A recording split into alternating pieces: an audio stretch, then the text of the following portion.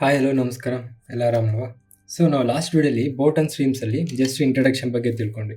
ಅಂದರೆ boat and ಸ್ಟ್ರೀಮ್ಸಲ್ಲಿ ಏನು terms ಬರುತ್ತೆ ಆ್ಯಂಡ್ ಒಂದೆರಡು ಮೂರು ಕ್ವಶನ್ ಕೂಡ ಬೇಸಿಕ್ ಕ್ವಶನ್ಸ್ ಮಾಡಿದ್ವಿ. ಸೊ ಇನ್ನೊಂದು ಸ್ವಲ್ಪ ನಮಗೆ ಅದನ್ನು ಸ್ವಲ್ಪ ಎಕ್ಸ್ಟೆನ್ಷನ್ ಆಗಲಿ ಸ್ವಲ್ಪ ಕಾಂಪ್ಲಿಕೇಟೆಡ್ ಆಗಿ ಕ್ವಶನ್ಸ್ ಕೇಳ್ತಾ ಇರ್ತಾರೆ. ಸೊ ಆ ಥರ ಕ್ವಶನ್ಸ್ ಕೂಡ ನಾವು ಡಿಸ್ಕಸ್ ಮಾಡೋಣ. For example, boat travels, first question, A boat travels 15 kilometers in 5 hours in still water if the boat travels the same distance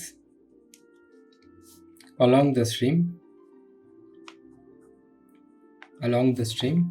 in 3 hours. What is the speed of the stream?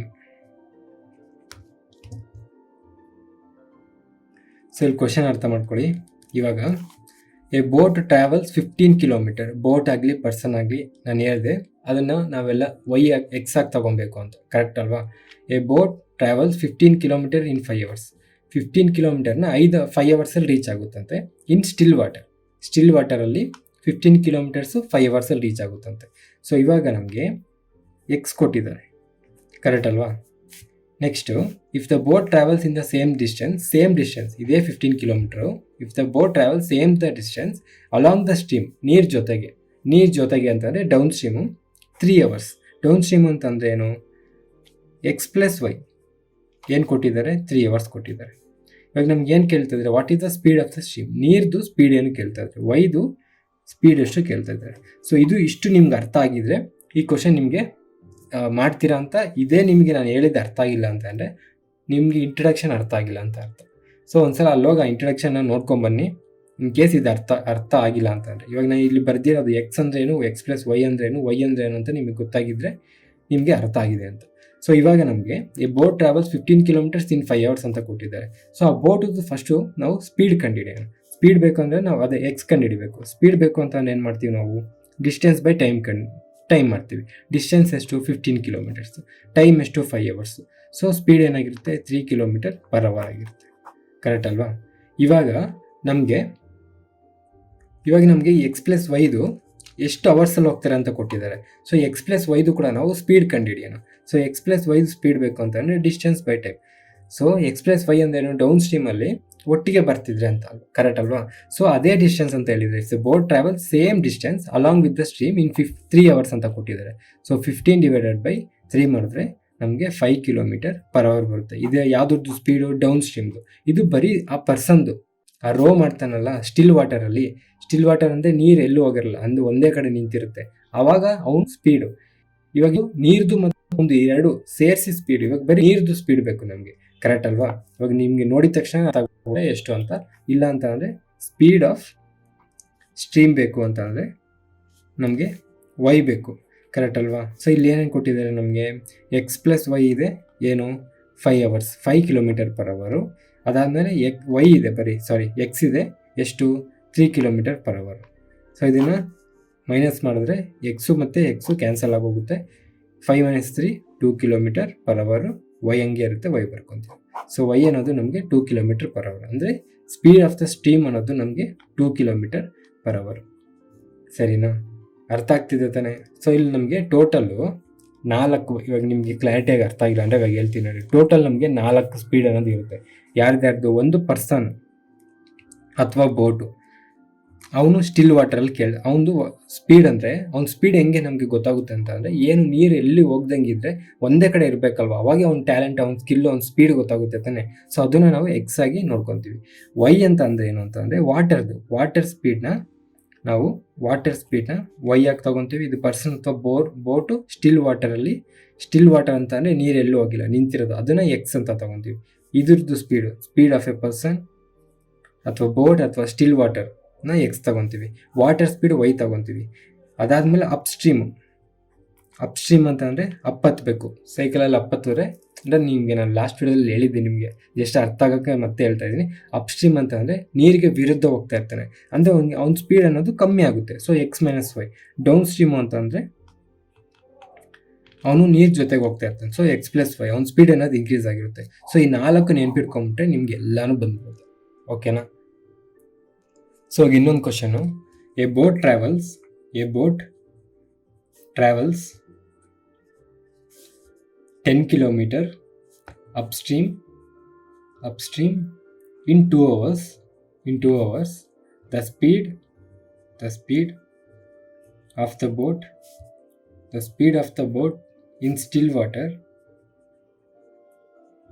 is 7.5 km per hour. How much time will the boat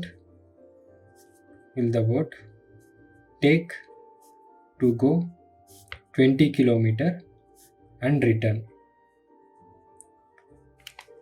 so question ನೋಡ್ಕೊಂಡ್ರೆ, ಒಂದು boat person ಅದೆಲ್ಲ X ತಗೋಬೇಕಂತ ಮುಂಚೆ ಮಾತಾಡ್ಕೊಂಡ್ವಿ, correct ಅಲ್ವಾ? ಇವಾಗ A boat travels 10 km upstream in 2 hours. 10 km upstream ಅಂದರೆ ಇದು upstream ಅಂದರೆ ವಿರುದ್ಧ, ಆಪೋಸಿಟ್. ಒಂದು ವಾಟರ್ಗೆ ಆಪೋಸಿಟ್ ಹೋಗೋಕ್ಕೆ 10 km ಹೋಗೋಕ್ಕೆ 2 hour ತಗೊಳುತ್ತಂತೆ. ಇವಾಗ the speed of the boat in still water ಅಂದರೆ ಎಕ್ಸ್ ವ್ಯಾಲ್ಯೂ ಏನು ಕೊಟ್ಟಿದ್ದಾರೆ? 7.5 ಕೊಟ್ಟಿದ್ದಾರೆ.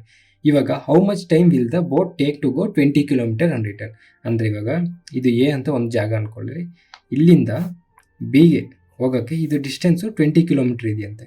ಸೊ ಇಲ್ಲಿಂದ ಇಲ್ಲಿಗೆ ಹೋಗ್ಬಿಟ್ಟು ಮತ್ತೆ ಬಿಯಿಂದ ಎಗೆ ಬರಬೇಕು ಅಂತಂದರೆ ಹೌ ಮಚ್ ಟೈಮ್, ಈ ಟೋಟಲ್ ಟೈಮ್ ಎಷ್ಟು ತಗೊಳುತ್ತೆ ಅಂತ ಕೇಳ್ತಾ ಇದ್ದಾರೆ. ಇವಾಗ ಫಾರ್ ಎಕ್ಸಾಂಪಲ್, ನೀರು ಈ ಕಡೆ ಹರಿತಾ ಇದೆ ಅಂತಂದರೆ, ಈ ಕಡೆ ಕರೀತಿದೆ ಅಂತಂದರೆ, ಅವನು ಹೋಗ್ಬೇಕಾದ್ರೆ ಡೌನ್ ಸ್ಟ್ರೀಮ್ ಹೋಗಿರ್ತಾನೆ, ಬರಬೇಕಾದ್ರೆ ಅಪ್ ಸ್ಟ್ರೀಮ್ ಬಂದಿರ್ತಾನೆ. ಅಥವಾ ನೀವು ನೀರೇನಾದರೂ ಈ ಕಡೆಗೆ ತಗೊತೀರಾ ಅಂತ ಅಂದರೆ, ನೀವು ಅವ್ನು ಹೋಗ್ಬೇಕಾದ್ರೆ ಅಪ್ ಸ್ಟ್ರೀಮ್ ಹೋಗಿರ್ತಾನೆ, while going up stream ಹೋಗಿರ್ತಾನೆ.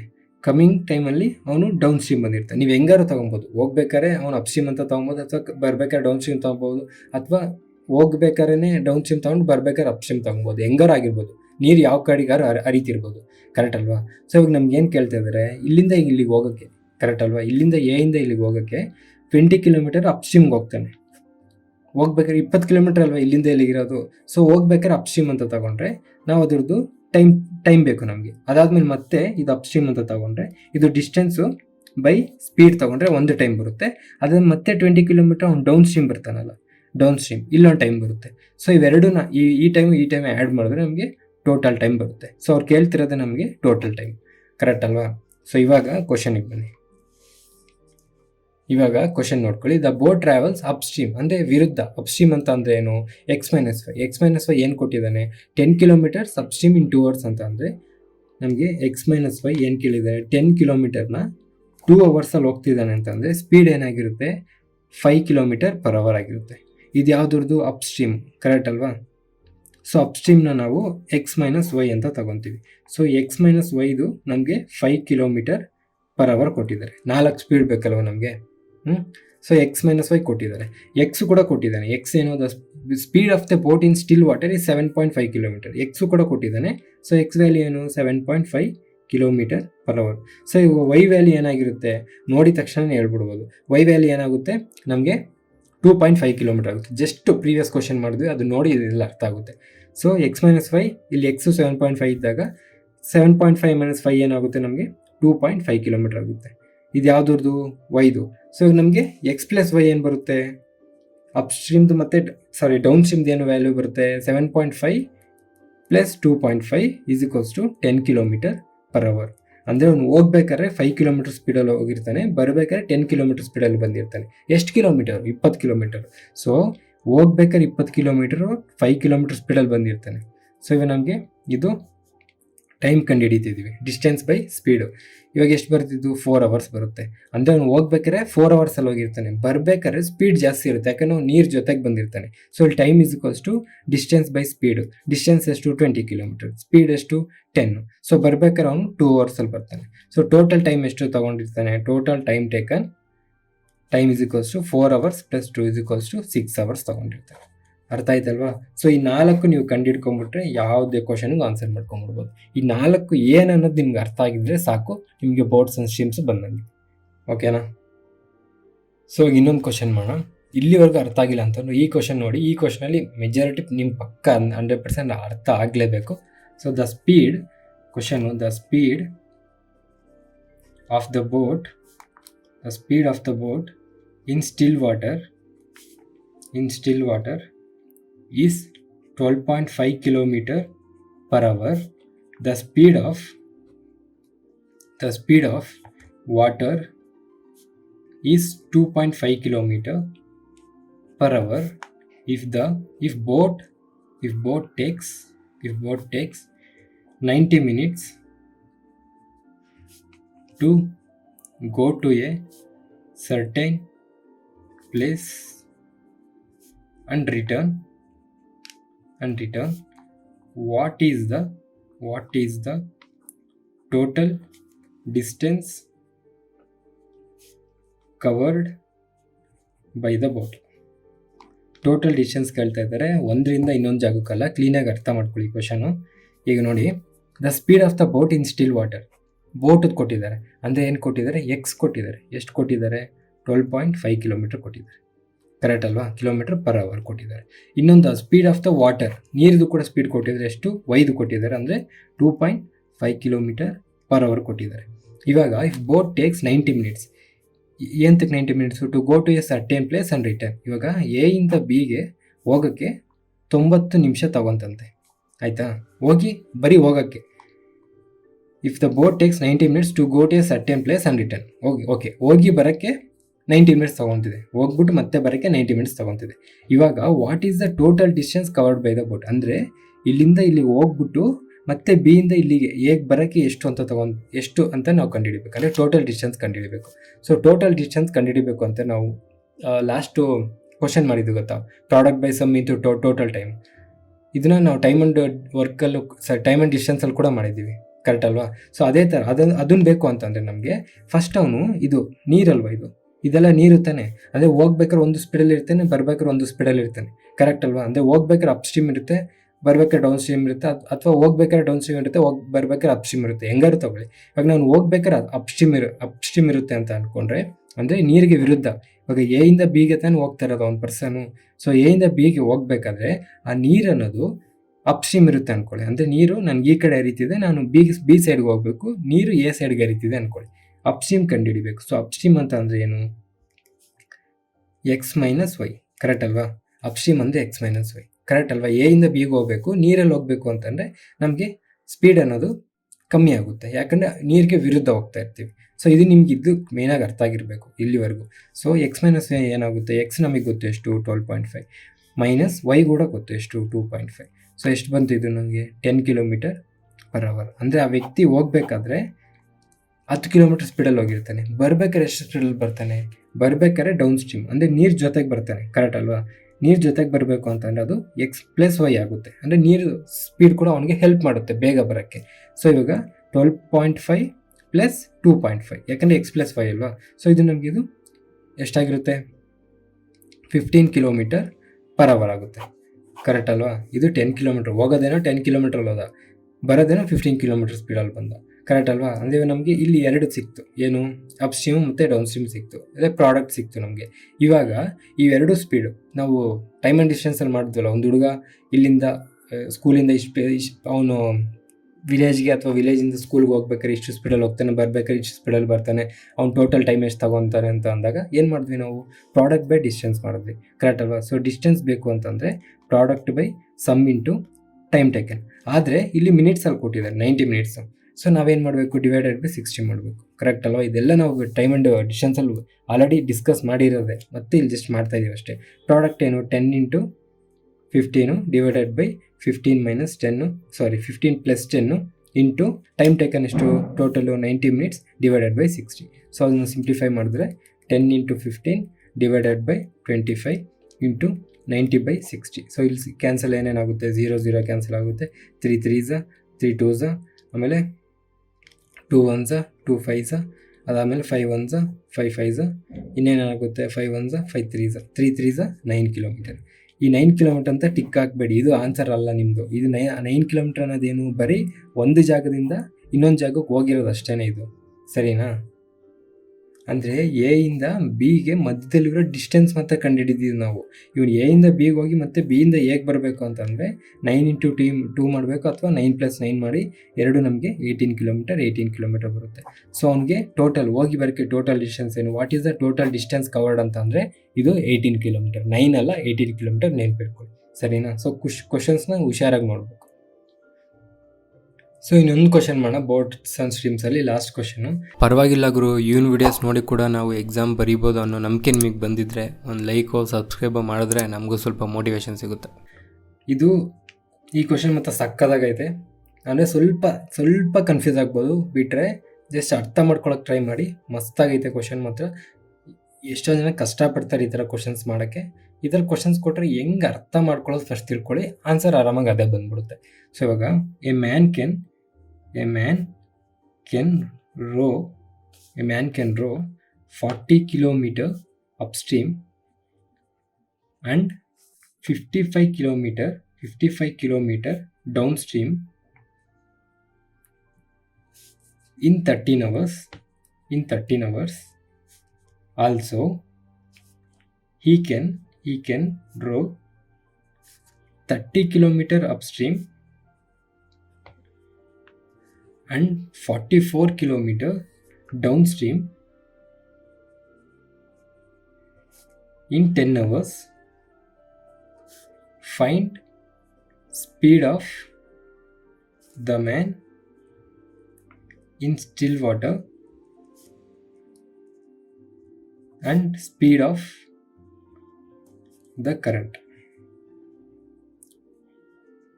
So ಇಲ್ಲಿ ಏನು ಕೊಟ್ಟಿದ್ದಾರೆ ಗೊತ್ತಾ ನಮಗೆ? ಇಲ್ಲಿ a man can row upstream ಅಂದರೆ x - y and 55 downstream x + y in 13 hours. Time ಕೂಡ ಕೊಟ್ಟಿದ್ದಾರೆ. x - y ಕೊಟ್ಟಿದ್ದಾರೆ, x + y ಕೊಟ್ಟಿದ್ದಾರೆ, ಟೈಮ್ ಕೊಟ್ಟಿದ್ದಾರೆ. ಎರಡೆರಡು x - y, ಎರಡೆರಡು x + y ಕೊಟ್ಟಿದ್ದಾರೆ. ಅಂದರೆ ಎರಡು ಅಪ್ ಸ್ಟ್ರೀಮ್ ಕೊಟ್ಟಿದ್ದಾರೆ. Up stream, down stream. ಆ ಇನ್ಫಾರ್ಮೇಷನ್ ಅನ್ನೋದು ಒಂದೇನೆ. ಅಂದರೆ ಈಗ ನೀನು ನಿಮ್ಮ ಮನೆಗೆ 10 ಕಿಲೋಮೀಟರ್ ಅಂತ ಅಂದ್ಕೊಳ್ಳಿ. 10 ಕಿಲೋಮೀಟರ್ನ 2 ಅವರಲ್ಲಿ ಹೋಯ್ತೀಯ. ಅದೇ ಇನ್ಫಾರ್ಮೇಷನಲ್ಲೇ ನೀನು 10 ಕಿಲೋಮೀಟರ್ 2 ಅವರಲ್ಲಿ ಹೋದರೆ ನೀನು 5 ಕಿಲೋಮೀಟರ್ 1 ಅವರಲ್ಲಿ ಹೋಗ್ತೀಯ ಅಂತ ಕೊಟ್ಟಿದ್ದಾರೆ. ಸೊ ಜಸ್ಟ್ ನಿನಗೆ ಕನ್ಫ್ಯೂಸ್ ಮಾಡೋಕ್ಕೆ ಅಷ್ಟೇ. ಇದು ಅಷ್ಟೇ. A man can row 40 kilometer up ಸ್ಟ್ರೀಮ್ನ ಆ್ಯಂಡ್ 55 kilometer ಡೌನ್ ಸ್ಟ್ರೀಮ್ನ 13 ಅವರ್ಸಲ್ಲಿ ಕಂಪ್ಲೀಟ್ ಮಾಡ್ತಾನಂತೆ. ಅದೇ ಥರ ಈ ಅಂದರೆ ಸೇಮ್ ಅದರಲ್ಲೇ ಇವಾಗ ಈ 40 ಕಿಲೋಮೀಟ್ರಲ್ಲೇ ಅವನು 30 ಕಿಲೋಮೀಟ್ರ್ ಇರುತ್ತೆ, ಈ 55 44 ಇರುತ್ತೆ. ಅರ್ಥ ಆಗ್ತಿದೆಯಲ್ವಾ? ಸೊ ಟೋಟಲ್ ಇದು 40 + 55 95 ಕಿಲೋಮೀಟರ್ನ 13 ಅವರ್ಸಲ್ಲಿ ಏನು ನೀರಲ್ಲಿ ಅಪ್ ಸ್ಟ್ರೀಮ್ ಮತ್ತು ಡೌನ್ ಸ್ಟ್ರೀಮು, ನೀರಿಗೆ ವಿರುದ್ಧ ಮತ್ತು ನೀರು ಜೊತೆಗೆ 13 ಅವರ್ಸ್ ಆಗುತ್ತೆ. ಅದರಲ್ಲೇ ಮತ್ತೆ 40 ಬದಲು 30 ಕಿಲೋಮೀಟರ್ಸ್ ತಗೊಂಡು 55 ಕಿಲೋಮೀಟರ್ಸ್ಗೆ 44 ಕಿಲೋಮೀಟರ್ಸ್ ತಗೊಂಡ್ರೆ ಅವನು 10 ಅವರ್ಸಲ್ಲೇ ಕಂಪ್ಲೀಟ್ ಮಾಡ್ತಾನಂತೆ. ಸೊ ಇವಾಗ ಅವನ ಸ್ಪೀಡ್ ಎಷ್ಟು, ಅವನು man in still water speed ಎಷ್ಟು ಮತ್ತು ವಾಟರ್ ಸ್ಪೀಡ್ ಎಷ್ಟು ಅಂತ ಕೇಳ್ತಾ ಇದ್ದಾರೆ. ವೆರಿ ಸಿಂಪಲ್ ನೋಡಿ. ಈಗ x - y ಒಂದೇನು ಕೊಟ್ಟಿದ್ದಾರೆ 40 ಕಿಲೋಮೀಟರ್ ಅಲ್ವಾ ಅಪ್ ಸ್ಟ್ರೀಮು. ಇದೇನಿದು x - y ಅಂದರೆ ನಿಮಗೆ ಗೊತ್ತು up stream. So down stream ಇನ್ನೊಂದೇನು x + y ಎಷ್ಟು ಕೊಟ್ಟಿದ್ದಾರೆ 55 ಕಿಲೋಮೀಟರ್. ಇದನ್ನು ಟೈಮ್ ಕೊಟ್ಟಿದ್ದಾರೆ ಎಷ್ಟು 13 ಅವರ್ಸ್ ಅಂತೆ. ಓಕೆನಾ? ಇದೊಂದು ಕೊಟ್ಟಿದ್ದಾರೆ, ಕರೆಕ್ಟ್ ಅಲ್ವಾ? ಇದು 40 ಕಿಲೋಮೀಟರು ಪ್ಲಸ್ 55 ಕಿಲೋಮೀಟರ್ನ 13 ಅವರ್ಸಲ್ಲಿ ಅವನು ಹೋಗಿ ಮತ್ತೆ ಬರ್ತಾನೆ. ಇಲ್ಲಿ ನೀರು ಹೆಲ್ಪ್ ಕೂಡ ಇರುತ್ತೆ, ಅವನ ಶಕ್ತಿ ಕೂಡ ಇರುತ್ತೆ, ರೋ ಮಾಡಿರ್ತಾನೆ, ಕರೆಕ್ಟ್ ಅಲ್ವಾ? ಇನ್ನೊಂದು ಸೇಮ್ ಇದರಲ್ಲಿ ಇನ್ನೊಂದು 30 ಕಿಲೋಮೀಟರು ಪ್ಲಸ್ ಇನ್ನೊಂದಿಲ್ಲಿ 44 ಕಿಲೋಮೀಟರ್ನ ಬರೀ 10 ಅವರ್ಸಲ್ಲೇ ಇದು ಮಾಡ್ತಾನಂತೆ. ಸೊ ಫಸ್ಟು ನಾವು ಇದ್ರ ಮಧ್ಯೆ ಇರೋ ಡಿಫ್ರೆನ್ಸ್ ತಿಳ್ಕೊಂಡು, ಸೊ ಅವಾಗ ನಮಗೆ ಒಂದು ಐಡಿಯಾ ಬರುತ್ತೆ ಹೆಂಗೆ ಮಾಡ್ಬೋದು ಅಂತ. ಸೊ ಇವಾಗ 40 ಕಿಲೋಮೀಟರ್ಗೂ 30 ಕಿಲೋಮೀಟರ್ಗೆ ಎಷ್ಟು ಡಿಫ್ರೆನ್ಸು 10 ಕಿಲೋಮೀಟರು, ಪ್ಲಸ್ 55ಗೂ 44ಗೂ ಎಷ್ಟು ಡಿಫ್ರೆನ್ಸು 11 ಕಿಲೋಮೀಟರು. ಸೊ ಇವಾಗ 13ಗೂ -10 ಅವರ್ಸ್ ಮಾಡಿದ್ರೆ 3 ಅವರ್ಸು. ಅಂದರೆ ಅವನು ಟೋಟಲ್ 40 + 55 ಕಿಲೋಮೀಟರ್ನ 13 ಅವರ್ಸಲ್ಲಿ ಮಾಡ್ತಾನೆ, 30 ಕಿಲೋಮೀಟರ್ 44ನ 10 ಅವರ್ಸಲ್ಲಿ ಮಾಡ್ತಾನೆ, 10 + 11ನ 3 ಅವರಲ್ಲಿ ಮಾಡ್ತಾನೆ. ಸೇಮು ಒಂದೇ ಕೆಪಾಸಿಟಿ, ಆಯಿತಾ?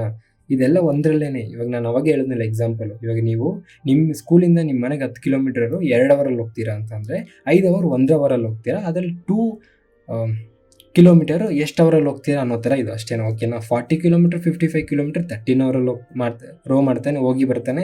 30 ಕಿಲೋಮೀಟರ್ 44 10 ಅವರಲ್ಲಿ ಹೋಗಿ ಬರ್ತಾನೆ. 10 ಕಿಲೋಮೀಟರ್ 11 ಕಿಲೋಮೀಟರ್ 3 ಅವರಲ್ಲಿ ಹೋಗಿ ಬರ್ತಾನೆ. ಇಲ್ಲಿವರೆಗೂ ಕ್ಲಾರಿಟಿ ಅಲ್ವಾ?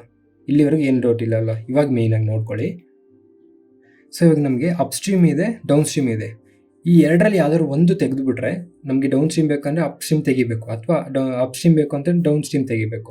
ಅಂದರೆ ನಾವು ಯಾವ್ದಾದ್ರು ಒಂದು ನಂಬರ್ಗೆ ಮ್ಯಾಚ್ ಮಾಡಬೇಕು ಅಲ್ವಾ, ಆ ಸ್ಪೀಡನ್ನು, ಆ ಕಿಲೋಮೀಟರ್ನ ಮ್ಯಾಚ್ ಮಾಡಿಬಿಟ್ರೆ ನಮಗೆ ಯಾವ್ದಾದ್ರು ಅಪ್ ಸ್ಟ್ರೀಮ್ ಬರ್ಬೋದು ಅಥವಾ ಡೌನ್ ಸ್ಟ್ರೀಮ್ ಬರ್ಬೋದು. ನಾವು ಏನು ಮಾಡೋಣ, ಈ 30 ಕಿಲೋಮೀಟರ್ಗೆ ಮ್ಯಾಚ್ ಮಾಡ್ಬಿಡೋಣ. ನಾನು ಹೇಳ್ತಿರೋದು ಅರ್ಥ ಆಗ್ತಿದೆಯಾ ನಿಮಗೆ? 10 ಕಿಲೋಮೀಟರ್ ಇರೋದು ನಮ್ಗೆ ಇದನ್ನು ಅಪ್ ಸ್ಟ್ರೀಮ್ ಇವೆರಡು ಮ್ಯಾಚ್ ಮಾಡಿಬಿಟ್ಟು ಇದನ್ನು ತೆಗೆದ್ಬಿಡೋಣ, ಅವಾಗ ನಮಗೆ ಡೌನ್ ಸ್ಟ್ರೀಮ್ ಸಿಗುತ್ತೆ. ಕರೆಕ್ಟ್ ಅಲ್ವಾ? ಸೊ ಅದಕ್ಕೆ ನಾನು ಏನು ಮಾಡಬೇಕು, ಇಂಟು 3 ಮಾಡಿದ್ರೆ ಇದು 30 ಆಗುತ್ತೆ. ಕರೆಕ್ಟ್ ಅಲ್ವಾ? ಸೊ ಇದನ್ನು ನಾನು ಇಂಟು 3 ಮಾಡಿದ್ರೆ ಏನಾಗುತ್ತೆ, 3 10 30 kilometre plus 3 11 33 kilometre is equals to 3 3 9 hour ಆಯಿತು. ಕರೆಕ್ಟ್ ಅಲ್ವಾ? ಸೊ ನಾನು ಇದಕ್ಕೆ ಮ್ಯಾಚ್ ಮಾಡ್ಕೊತಾ ಇದ್ದೀನಿ. ಅರ್ಥ ಆಗ್ತಿದೆಯಲ್ವಾ? ಇದಕ್ಕೆ ನಾನು ಮ್ಯಾಚ್ ಮಾಡ್ಕೊತಾ ಇದ್ದೀನಿ. ಯಾಕಂದರೆ ನಾನು ಅಪ್ ಸ್ಟ್ರೀಮ್ ಅಥವಾ ಡೌನ್ ಸ್ಟ್ರೀಮ್ ಯಾವುದೋ ಒಂದು ಕ್ಯಾನ್ಸಲ್ ಮಾಡಬೇಕು, ಅವಾಗ ನನಗೆ ಇನ್ನೊಂದು ಸಿಗುತ್ತೆ. ಆ ಥರ ಕ್ಯಾನ್ಸಲ್ ಮಾಡಬೇಕಂದ್ರೆ ಅದಕ್ಕೆ ನಾನು ಮ್ಯಾಚ್ ಮಾಡ್ಕೊಬೇಕು ಅಂದರೆ ನನಗೆ ಇದಕ್ಕೂ ಡಿಫ್ರೆನ್ಸ್ ನೋಡಿದೆ, ಈ 20 ಇತ್ತು, ಇಂಟು 3 ಮಾಡಿದ್ರೆ ಇದೆರಡು ಮ್ಯಾಚ್ ಆಯಿತು. ಸೊ ಇವಾಗ ನಮಗೆ ಈ 30 ಹೋದರೆ 33 ಪ್ಲಸ್ 11 ಇರುತ್ತೆ. ಅಂದರೆ ಡಿಫ್ರೆನ್ಸ್ ಎಷ್ಟು, 22 ಅಲ್ಲ, ನಾವು ಇದಕ್ಕೂ ಮ್ಯಾಚ್ ಮಾಡ್ತಾ ಇರೋದಲ್ವಾ. ಸೊ 33ಗೂ 43ಗೂ ಡಿಫ್ರೆನ್ಸ್ ಎಷ್ಟು, 11 ಕಿಲೋಮೀಟರ್. ಈ 11 ಕಿಲೋಮೀಟರ್ನ ಒಂದು 10 - 9 ಅವರ್ಸ್ ಅಂದರೆ 1 ಅವರ್. ಸೊ ಇವಾಗ 1 ಅವರ್ಗೆ ಕಂಡುಹಿಡ್ಕೊಂಬಿಟ್ವಿ. ಕರೆಕ್ಟ್ ಅಲ್ವಾ? 1 ಅವರ್ಗೆ ಅವನು ಡೌನ್ ಸ್ಟ್ರೀಮು 11 ಕಿಲೋಮೀಟ್ರಲ್ಲಿ ಹೋಗ್ತಾನಂತೆ. ಅರ್ಥ ಆಗ್ತಿದೆ ಅಲ್ವಾ? ಇಲ್ಲಿವರೆಗೂ ಅರ್ಥ ಆಯ್ತಲ್ವ ನಿಮಗೆ? ಇಂಟು 3 ಮಾಡೋಕ್ಕೆ ಮುಂಚೆವರೆಗೂ ಅರ್ಥ ಆಯ್ತಲ್ವಾ? ಅದಾದಮೇಲೆ ನಾನು ಏನು ಮಾಡಿದೆ, ಯಾವುದಾದ್ರು ಒಂದಕ್ಕೆ ನಾನು ಆ ನಂಬರ್ನ ಮ್ಯಾಚ್ ಮಾಡಿಕೊಂಡೆ, 30 ಕಿಲೋಮೀಟರ್ನ ಮ್ಯಾಚ್ ಮಾಡಿಕೊಂಡೆ. ಆವಾಗ ನನಗೆ ಈ ಮಿಕ್ಕಿದ್ದು ಟೈಮ್ ಸಿಕ್ಬಿಡುತ್ತೆ. ಸೊ ಇದನ್ನು ಮ್ಯಾಚ್ ಮಾಡ್ಕೊಂಡು ಇದನ್ನು ಎಲಿಮಿನೇಟ್ ಮಾಡಿದೆ ನಾನು. 30 ಮೈನಸ್ ಮಾಡಿದಾಗ 30 ಮೈನಸ್ ಹೋಯಿತು. 44 33 ಅಂದರೆ 11 ಕಿಲೋಮೀಟರ್. 11 ಕಿಲೋಮೀಟರ್ ಡೌನ್ ಸ್ಟ್ರೀಮ್ ಬರೋಕ್ಕೆ ಅವನಿಗೆ 1 ಅವರ್ ಬೇಕಾಗುತ್ತೆ. ಕರೆಕ್ಟ್ ಅಲ್ವಾ? ಇವಾಗ ಅರ್ಥ ಮಾಡ್ಕೊಳ್ಳಿ, 11 ಕಿಲೋಮೀಟರ್ಗೆ 1 ಅವರ್ ಅಂತ ಅಂದರೆ 44 ಕಿಲೋಮೀಟರ್ಗೆ ಎಷ್ಟು ಅವರ್ ಹೋಗುತ್ತೆ, 4 ಅವರು. ಕ್ಲೀನಾಗಿ ಅರ್ಥ ಮಾಡ್ಕೊಳ್ಳಿ, ಇಲ್ಲೇ ಆನ್ಸರ್ ಬಂದ್ಬಿಡ್ತು ನಮಗೆ. ಈಗ 30 kilometre upstream plus 44 kilometre downstream is equals to 10 hours. Correct ಅಲ್ವಾ? ಇಲ್ಲಿ ನಮಗೇನು ಗೊತ್ತು, 11 ಕಿಲೋಮೀಟರ್ಗೆ ಅವನಿಗೆ 1 ಅವರ್ ಬೇಕು. ಯಾವುದಕ್ಕೆ, ಡೌನ್ ಸ್ಟ್ರೀಮ್ಗೆ. 11 ಕಿಲೋಮೀಟರ್ಗೆ 1 ಅವರ್ ಅಂತ ಅಂದರೆ 44 ಕಿಲೋಮೀಟರ್ಗೆ 4 ಅವರ್ ಆಗುತ್ತೆ. ಸೊ ಇದು ಟೋಟಲ್ 10 ಅವರ್ ಅಂತ ಅಂದರೆ ಅಪ್ ಸ್ಟ್ರೀಮ್ ಏನಾಗಿರುತ್ತೆ, 6 ಅವರ್ಸ್. ಸ್ಟ್ರೀಮು ಮತ್ತು ಡೌನ್ ಸ್ಟ್ರೀಮ್ದು ಎರಡು ವ್ಯಾಲ್ಯೂ ಸಿಕ್ಕಿದೆ. ಕರೆಕ್ಟ್ ಅಲ್ವಾ? ನಮಗೆ ಅಪ್ ಸ್ಟ್ರೀಮ್ ಅಂದರೆ ಏನು, ಎಕ್ಸ್ ಮೈನಸ್ ವೈ 30 ಕಿಲೋಮೀಟರ್ನ 6 ಅವರ್ಸಲ್ಲಿ ಹೋಗ್ತಾನೆ ಅಂತ ಅಂದರೆ ಸ್ಪೀಡ್ ಏನಾಗಿರುತ್ತೆ, 5 ಕಿಲೋಮೀಟರ್ ಪರ್ ಅವರ್. ಅದೇ ಥರ ಡೌನ್ ಸ್ಟ್ರೀಮ್ ಅಂದರೆ ಎಕ್ಸ್ ಪ್ಲಸ್ ವೈ 44 ಕಿಲೋಮೀಟರ್ನ 4 ಅವರ್ಸಲ್ಲಿ ಹೋಗ್ತಾನೆ ಅಂತಂದರೆ 11 ಕಿಲೋಮೀಟರ್ ಪರ್ ಅವರ್ ಆಗೋಯಿತು. ನಮಗೆ ಎಕ್ಸ್ ಮೈನಸ್ ವೈ ಸಿಕ್ತು, ಎಕ್ಸ್ ಪ್ಲಸ್ ವೈ ಸಿಕ್ತು. ಏನು ಕೇಳ್ತಾ ಇರೋದು ಅವರು, ಎಕ್ಸು ಮತ್ತು y, man in still water, speed of current, x plus x ಮತ್ತು ವೈ ಕೇಳ್ತಾ ಇದ್ದಾರೆ. ಸೊ ಎಕ್ಸ್ ಪ್ಲಸ್ ವೈ ನಮಗೆ 11 ಇದೆ, ಎಕ್ಸ್ ಮೈನಸ್ ವೈ ನಮಗೆ 5 ಇದ್ದಾಗ ನಮಗೆ ಆರಾಮಾಗಿ ಎಕ್ಸ್ ಮತ್ತು ವೈ ಕಂಡುಹಿಡಿಬೋದು. ಎಕ್ಸ್ ಬೇಕು ಅಂತಂದರೆ sum by divide by 2. Sum ಎಷ್ಟು, 11 + 5 ಡಿವೈಡೆಡ್ ಬೈ 2 16 ಬರುತ್ತೆ. ವೈ ಬೇಕು ಅಂತಂದರೆ ನಮಗೆ ಡಿಫ್ರೆನ್ಸ್ ಬೈ 2. ಡಿಫ್ರೆನ್ಸ್ ಎಷ್ಟು, 11/5 ನಮಗೆ 11 - 5 ಡಿವೈಡ್ ಬೈ 2. 11 - 5 ನಮಗೆ 6 ಬರುತ್ತೆ, ಡಿವೈಡೆಡ್ 2 ಮಾಡಿದ್ರೆ 3 ಬರುತ್ತೆ ನಮ್ಮ ಆನ್ಸರ್. ಅಂದರೆ ಇದು 16 ಏನು, ಎಕ್ಸ್ದು ಸ್ಪೀಡ್ ಅಂದರೆ speed of man in still water 16 kilometre per ಅವರು. ಅದಾದಮೇಲೆ ಸ್ಪೀಡ್ ಆಫ್ ಕರೆಂಟದು 3 ಕಿಲೋಮೀಟರ್ ಪರ್ ಅವರು. ಅರ್ಥ ಆಯ್ತಲ್ವ ನಿಮಗೆ? ಅರ್ಥ ಆಗಿಲ್ಲ ಅಂದರೆ ಇನ್ನೊಂದ್ಸಲ ನೋಡಿ, ಅರ್ಥ ಆಗುತ್ತೆ. ಮಸ್ತ್ ಈಸಿ ಕ್ವಶನು. ಜಸ್ಟ್ ಅದನ್ನು ಹೆಂಗೆ ಅರ್ಥ ಮಾಡ್ಕೊತಿದ್ದೀವಿ ಅನ್ನೋದೇ ನಮ್ಗೆ ಇಂಪಾರ್ಟೆಂಟು, ಸರಿನಾ? ಸೊ ಇಲ್ಲಿಗೆ ಏನು ಮುಗೀತು, ಬೋರ್ಡ್ಸ್ ಆ್ಯಂಡ್ ಸ್ಟ್ರೀಮ್ಸ್ ಕೂಡ ಮುಗೀತು. ನೆಕ್ಸ್ಟ್ ನಾವು LCM ಆ್ಯಂಡ್ HCF ಸ್ಟಾರ್ಟ್ ಮಾಡೋಣ. ಅದಾದಮೇಲೆ ಮೆನ್ಸುರೇಷನ್, ಅದಾದಮೇಲೆ ಡಾಟಾ ಇಂಟರ್ಪ್ರಿಟೇಷನ್ ಮಾಡಿ, ಅದಾದಮೇಲೆ pure maths, full advance maths, ಬರೀ ಫಾರ್ಮುಲಾಸೇ ಇರುತ್ತೆ. ಬರೀ ಫಾರ್ಮುಲಾಸ್ ನೆನ್ಪಿಟ್ಕೊಳ್ಬೇಕು, ನಿಮ್ಗೆ ಅಲ್ಲಿ ಬೇರೆ ಚಾಯ್ಸೇ ಇಲ್ಲ, ಸರಿನಾ? ಅದಾದಮೇಲೆ ನಿಮಗೆ ಮೆನ್ಸುರೇಷನ್ ಆಗಿದ ತಕ್ಷಣ, ಮೆನ್ಸುರೇಷನ್ ಕೂಡ ಫುಲ್ ಆಫ್ ಫಾರ್ಮುಲಾಸ್ ಇಲ್ಲದೆ ಏನು ಮಾಡೋಕ್ಕಾಗಲ್ಲ ನಿಮಗೆ. ಎಲ್ಲಿ ನೆಕ್ಸ್ಟ್ HCF LCM ಆಗಿದ ತಕ್ಷಣವೇ ನೀವೇನು ಮಾಡ್ತೀರಾ, ಪ್ರತಿಯೊಂದು ಪ್ರಾಕ್ಟೀಸ್ ಮಾಡಿಬಿಡಿ. ಅರ್ಥಮೆಟಿಕಲ್ ಇಲ್ಲಿವರೆಗೂ ಏನೇನು ಕಲ್ತಿದ್ದೀರೋ ಅರ್ಥಮೆಟಿಕಲಿ ಟೆಕ್ಸ್ಟ್ ಬುಕ್ ವೆಬ್ಸೈಟಲ್ಲಾಗಲಿ, ಆ್ಯಪಲ್ಲಾಗಲಿ, ಬೇರೆ ಪ್ರೀವಿಯಸ್ ಇಯರ್ ಕ್ವಶನ್ಸ್ ಆಗಲಿ ಎಲ್ಲರೂ ತೊಗೊಂಡು ಪ್ರಾಕ್ಟೀಸ್ ಮಾಡೋಕ್ಕೆ ಸ್ಟಾರ್ಟ್ ಮಾಡಿ. ಇನ್ನು ಅಷ್ಟೇ. ನಿಮ್ಗೆ ಏನಾದ್ರು ಡೌಟ್ ಬಂದರೆ ನನ್ನ ಕೇಳಿ, ಅಥವಾ ವೀಡಿಯೋ ನೋಡಿ, ವೀಡಿಯೋದಲ್ಲಿ ಗೊತ್ತಾಗಿಲ್ಲ ಅಂತ ನನಗೆ ಕೇಳಿ, ನಾನು ಆನ್ಸರ್ ಮಾಡ್ತೀನಿ. ಇನ್ನು ಟೈಮ್ ವೇಸ್ಟ್ ಮಾಡೋಕ್ಕೆ ಹೋಗಬೇಡಿ, ಜಸ್ಟ್ ಪ್ರಾಕ್ಟೀಸ್ ಮಾಡಿ. ಇಲ್ಲಿವರೆಗೂ ನೋಡಿದ್ದೀರ ವೀಡಿಯೋಸು, ಡೈರೆಕ್ಟಾಗಿ ಹೋಗಿ ಟೆಕ್ಸ್ಟ್ ಬುಕ್ ವೆಬ್ಸೈಟ್ಗೆ ಹೋಗ್ಬಿಟ್ಟು ಪ್ರಾಕ್ಟೀಸೇಷನ್ಗೆ ಹೋಗಿ, ಕ್ವಾಂಟಿಟೇಟಿವ್ ಆ್ಯಪ್ಟಿಗೆ ಹೋಗಿ, ಪ್ರಾಫಿಟ್ ಆ್ಯಂಡ್ ಲಾಸ್ ಅಂತೆ, simple interest, compound interest, percentages, ratios and proportions, partnership, averages, alligation mixture, ಪ್ರತಿಯೊಂದು ಪ್ರಾಕ್ಟೀಸ್ ಮಾಡೋಕ್ಕೆ ಸ್ಟಾರ್ಟ್ ಮಾಡಿ, ಸರಿನಾ? ಪಕ್ಕ ಬರುತ್ತೆ, 100% ಬರುತ್ತೆ, ತಲೆನೇ ಕೆಡ್ಸ್ಕೊಂಬಿಡಿ. All the best, bye. First time ನೋಡ್ತಾ ಇರೋರಿಗೆ ಈ ವಿಡಿಯೋ ನಂಬರಲ್ಲಿ ಏನಾದರೂ ಕನ್ಫ್ಯೂಷನ್ ಇದ್ದರೆ, ವಿಡಿಯೋ ನಂಬರ್ ಅಂತ ಅಂದರೆ ಏನಿಲ್ಲ, ನಾವು ವೀಕ್ಲಿ ಟಾಸ್ಕ್ ಮಾಡ್ತಾಯಿದ್ದೀವಿ. ಅಂದರೆ ಪ್ರಿಪ್ರೇಷನ್ಸ್ನ ಫಸ್ಟಿಂದ ಮಾಡೋರಿಗೆ ಅಥವಾ ಸ್ಟಾರ್ಟ್ ಮಾಡೋರಿಗೆ ಒಂದು ವೀಕ್ಲಿ ಟಾಸ್ಕ್ ಥರ ಕೊಟ್ಟಿರ್ತೀವಿ. ಸೊ ಆ ವೀಕ್ಲಿ ಅವ್ರು ಏನೇನು ಓದ್ಕೊಬೇಕು ಅಂತ ಎಲ್ಲ ಅದರಲ್ಲೇ ಇರುತ್ತೆ. ಸೊ ಇದು ನಿಮ್ಗೆ ಕ್ಲಿಯರಾಗಿ ಅರ್ಥ ಆಗಬೇಕು ಅಂತ ಅಂದರೆ ನಮ್ಮ ಟೆಲಿಗ್ರಾಮ್ ಚಾನಲ್ನಲ್ಲಿ ಇಂಡೆಕ್ಸ್ ಇದೆ. ಇಂಡೆಕ್ಸ್ಗೆ ಹೋದರೆ ನಿಮಗೆ ವೀಕ್ಲಿ ಟಾಸ್ಕ್ ಇರುತ್ತೆ. ಆ ವೀಕ್ಲಿ ಟಾಸ್ಕ್ ಜೊತೆಗೆ ವಿಡಿಯೋ ನಂಬರು, ಟಾಪಿಕ್ಕು ಎಲ್ಲ ಅದರಲ್ಲಿರುತ್ತೆ. ಜೊತೆಗೆ ಯೂಟ್ಯೂಬ್ ಲಿಂಕು ಕೂಡ ಅದರಲ್ಲೇ ಇರುತ್ತೆ. ಸೊ ಪ್ರಿಪ್ರೇಷನ್ ಸ್ಟಾರ್ಟ್ ಮಾಡೋರಿಗೆ ಇದು ತುಂಬ ಯೂಸ್ಫುಲ್ ಆಗುತ್ತೆ. ಒಂದು ಕಡೆಯಿಂದ ಸಿಲೆಬಸ್ನ ಕಂಪ್ಲೀಟ್ ಮಾಡ್ಬೋದು. ಒಂದ್ಸಲ ಚೆಕ್ ಮಾಡಿ ನಿಮಗೆ ಗೊತ್ತಾಗುತ್ತೆ. ಫುಲ್ ವಿಡಿಯೋ ನೋಡಿದ್ರೆ ನೀವು, wow, thank you so much. So ನಿಮ್ಮಂಥವ್ರಿಂದನೇ ಸ್ವಲ್ಪ ಮೋಟಿವೇಶನ್ ಸಿಗುತ್ತೆ. ಅದೇ ಥರ ಈ ವಿಡಿಯೋ ಇಷ್ಟ ಆಗಿರೋ ಲೈಕ್ ಮಾಡಿ, ಇಷ್ಟ ಆಗಿಲ್ಲ ಅಂತ ಅಂದರೆ ಡಿಸ್ಲೈಕ್ ಮಾಡಿ. ಏನಾದ್ರು ಕ್ವಶನ್ಸ್ ಇದ್ದರೆ ಕಮೆಂಟ್ ಮಾಡಿ. ಇಲ್ಲ ನಿಮ್ಮ ಫ್ರೆಂಡ್ಸ್ ಯಾರಾದರೂ ಇದೇ ಥರ ಗೌರ್ಮೆಂಟ್ ಎಕ್ಸಾಮ್ಸ್ಗೆ ಪ್ರಿಪೇರ್ ಆಗ್ತಾರೆ, ನಿಮಗೆ ಇದು ಚೆನ್ನಾಗಿ ಅರ್ಥ ಆಗಿದ್ದರೆ, ನನ್ನ ನಂಬೋದು ಅಂತ ನಿಮಗೆ ಅನಿಸಿದ್ರೆ ಅವ್ರಿಗೂ ಈ ವಿಡಿಯೋನ ಶೇರ್ ಮಾಡಿ. ನಾನು ಸಬ್ಸ್ಕ್ರೈಬ್ ಮಾಡ್ತಿರೋ ಬಿಡ್ತಿರೋ ನಿಮ್ಮ ಇಷ್ಟ. ನಮ್ಮ ಪರ್ಪಸ್ ಅದಲ್ಲ. ಯಾರಾದರೂ ಒಬ್ಬರು ಈ ವಿಡಿಯೋಸ್ ನೋಡಿ ಗೌರ್ಮೆಂಟ್ ಎಕ್ಸಾಮ್ ಪಾಸ್ ಆದರೂ ನಮಗೆ ಅದೇ ದೊಡ್ಡ achievement. So thank you so much. ಈ ವಿಡಿಯೋಗೆ ಇಷ್ಟೇ. ಮತ್ತೆ ಮುಂದಿನ ವೀಡಿಯೋಲಿ ಸಿಗೋಣ. ಅಲ್ಲಿವರೆಗೂ ಮಜಾ ಮಾಡಿ. ನನ್ನ ಹೆಸರು ತೇಜ. ಬಾಯ್.